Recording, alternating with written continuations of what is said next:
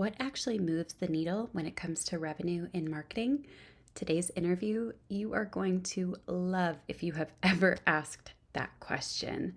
Today, I'm interviewing Rebecca Reynolds, and we're going to be talking about specifically how to basically integrate every part of your marketing in a way that actually generates leads, sales, and ultimately profit. So you're set up for success. This one's going to be a good one.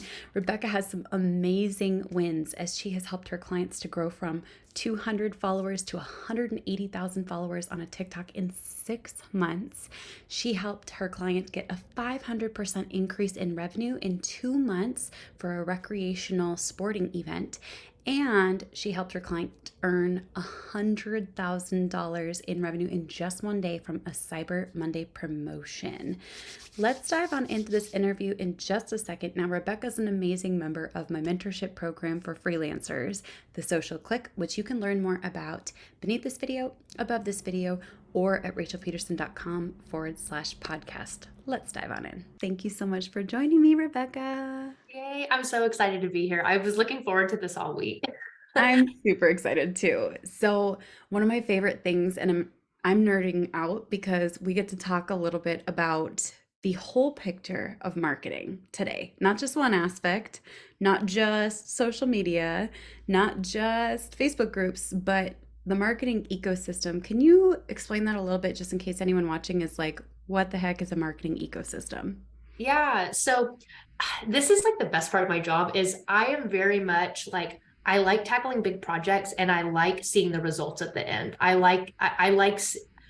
want the big mountain and I want the rewards that come at the end, and that's like the most satisfying part to me. And so like whenever people put together their market, whenever they start with social media or they start with advertising on TV or whatever it is they're doing, what they're really looking for, they think they're looking for reach, but really what they're looking for at the end is sales. It is money in their pocket. It is emails in their email list. It is leads and customers who love their products, want to buy their products, are excited when they launch new products. And so the marketing ecosystem is basically making sure that every piece of content you put out, whether it's an email, whether it's a video, whether it's a live stream or an ad on a billboard, it is all leading people back to owned media and marketing sources where you can follow up with them and sell to them. I almost wanted to like yell preach while you were Yeah. talking because I was like, isn't that the truth? People just Yeah. want reach, right? It Yeah. sounds nice. People want to go viral and they're like, I want to go viral and I want 10 million likes and they want, um, my background, I worked for this e-com brand for like 7 years. And one of the things they did really well, and it's the background I got, was it was a small business. Like I got to see the back end. They didn't care if we went viral. They care if that post made sales. And so we would put out terrible looking content because it converted.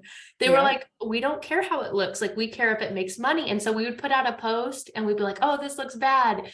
And it would go out and it would result in like $2,300 in sales. And they were like, repost it now. And so I was like, okay, like it doesn't look good, but we're going to do it Yes.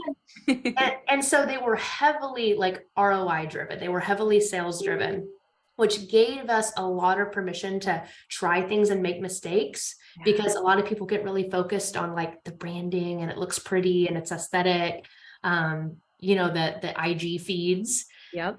And Yes, I do. yeah. And that company was never focused on that. And so it trained all of us, like everything comes back to, did we serve the customer? Did they enjoy what we put out? And did it result in the end in somebody in an email list or on our website purchasing a product? Oh, that's so good. Like this is one of my favorite zones. I understand there's a whole like train of thought. Some people love the beautiful side of marketing, and I know there's a time and a place for that. But Right.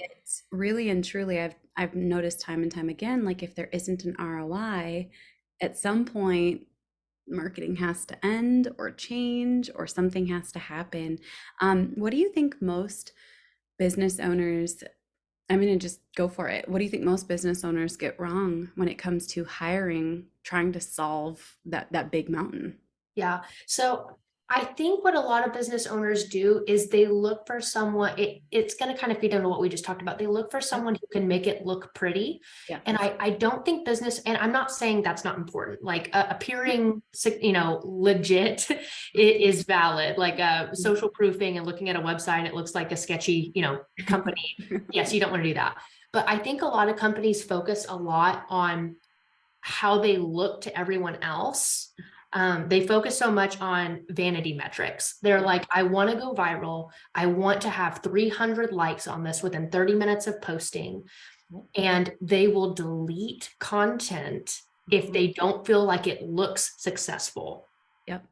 And they are missing out on the whole point of marketing. And the whole point of marketing is real relationships with people online, serving customers online. And in the end, like you don't have a business if you don't make money. You have to do both. You have to have customers and you have to make money.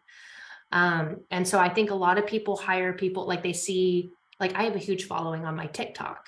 Yep. I did that as social proofing. It works. Like my goal is to grow that so that when people look at me, they're like, okay, she knows how to grow an audience.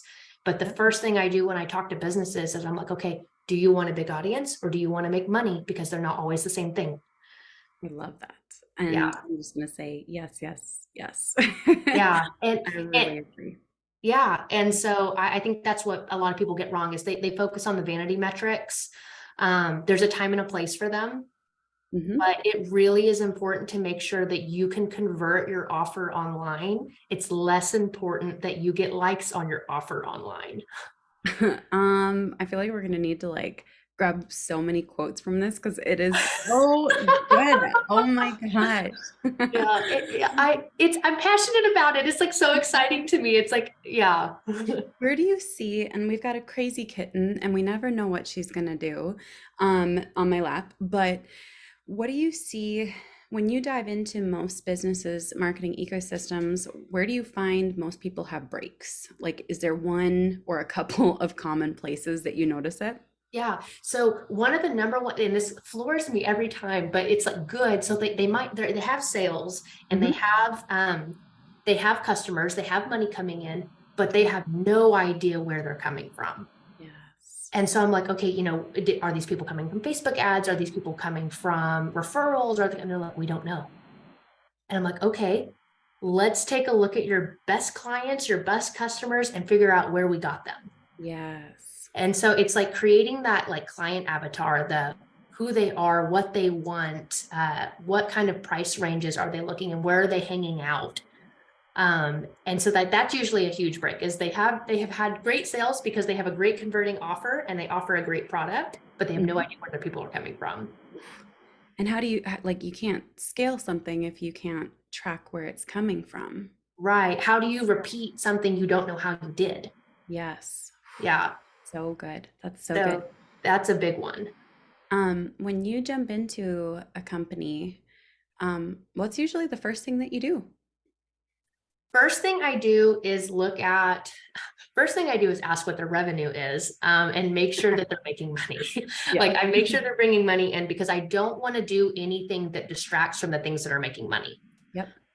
We don't want to take resources that are ROI producing and allocate them to something else. Yes. So first thing we do is we figure out what they're doing right. And then we figure out I look at all the other areas they could be making more money on that or expanding their reach to new customers on that. So there's a company I started talking to recently. They're doing really well. They're revenue generating. Yep. And it's all through referrals. They have no social media presence. Wow. And they're running 8 figures. And so I'm like, okay, huge opportunity here to get new people in your marketing ecosystem. And so the first thing we did was look at all their social media platforms. They're not even running what I would consider optimized email or text campaigns. And so I'm like, okay, you have a great product. People like your product. They talk about your product. Now let's get more people seeing and finding out about your product. And so that's just like a really easy gap we can go. But the first thing I look is what are you doing that's making money? And, are you doing things that can add to that? Are you doing email marketing? Are you doing text marketing? Are you running ads? Are you posting on your social media channels? Like where are we missing opportunity? This is so good. I feel like I could talk about this all day, and I would. Yeah, I Anytime. am too. I'm like, we're going down a rabbit hole. Let's go. Yeah. No, I actually would love to dive down this rabbit hole. You just named the day because Yeah. I'm passionate about this. So I'm willing to bet there are people who are going to be listening to this and saying, I need to learn more. So, Rebecca, where can people learn more about you? Yeah, so I'm on all social media. I practice what I preach. Love So that. it's Rebecca Reynolds on all platforms. You can find me on my website, which is reynoldsmediamarketing.com. But all my social media channels lead you to my email list, lead you to my posts. I love that so much. And we will link to all of those either above this video, below this video, or if you're listening on the podcast at rachelpeterson.com/podcast. Rebecca, thank you so much for joining me today. This was Thank you so awesome. much. Yeah, I loved it. And we didn't have an appearance from the cat, but it would have been fine. If she had like jumped on my head, it would have made for an extra fun video. So thank you, you guys, for watching. And Rebecca, thanks for joining me.